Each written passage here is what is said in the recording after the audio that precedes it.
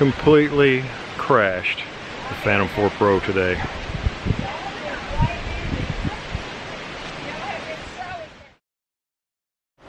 There's my main battery for the Phantom 4 Pro, and about 15 minutes ago it was in the water up there. This is Bald River Falls, and it's 90 feet, and I was doing some 120 frame per second flying for slow motion of the waterfall, and I got just a little too close to that pine tree at the top left, and next thing you know, it fell from the top of that pine tree and landed in a hardwood that's about half the height of the pine tree below it. And that's where it stayed for quite some time, probably at least 30 minutes, maybe more. I climbed up there. There's not really a trail. You got to climb up rocks, basically. And there were two younger guys up there, 20-somethings, late 20s guys up there with pretty good arms. And for a good half hour, they threw sticks at my helicopter that was stuck in that tree. So there's a dirty spot, which is the least of the damage. Like I say, it knocked the other battery out. This is my second battery that's in it. You can see it busted this little area open right here, and there is a missing tile there on that leg. This area here, the rubber piece around the bottom of the gimbal, I had to adjust it. It was kind of out of whack, and the gimbal seems to be aiming slightly to the right. It needs calibration anyway. All the props seem to have survived, and I took it right here in the parking lot of Bald River Falls for a very short flight, just up in the air and back down on the ground basically, so it will fly. So we'll see how bad the damage is in the long run. So here's some of the footage. I'm running this at 37.5% to get a little slow motion. When you do 120 frames per second, you can actually do 25%, but I thought that was a little bit too slow on this shot, so I did it at 37.5.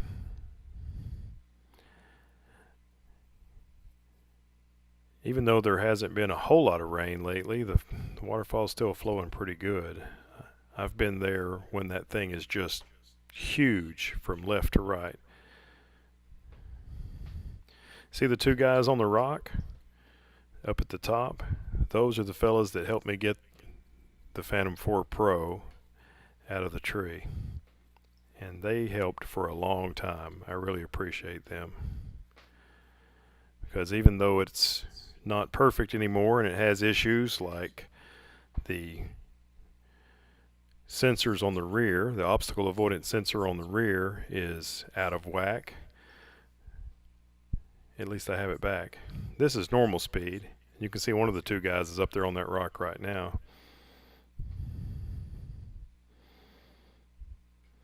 Here's the camera pointing straight down. This is normal speed as well. You know, I have to fly it now with the obstacle avoidance off, but it didn't seem to help too much, so I guess I'm not missing much.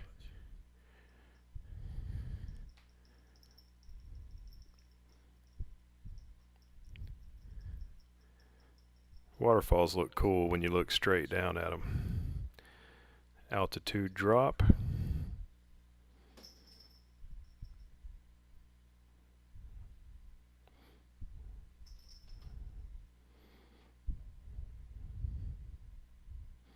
This is normal speed also.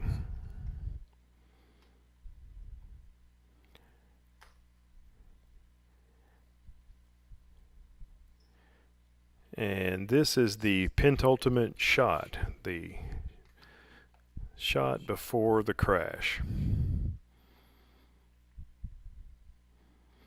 And by the way, the crash is 100% my fault. I thought I had that tree cleared to the right and in above, but I didn't have it cleared either way. So this is the crash shot, and this is normal speed, and when I get pretty close to the pine tree I slowed it down to 25%, And it's kind of cool to look at all the pine needles being shredded and going in all directions. Here it comes. Watch the pine needles.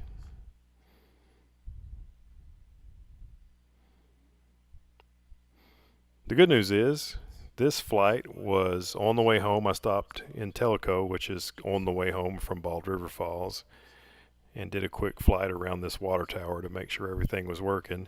And it's not, but it's working enough to where I can still fly and shoot.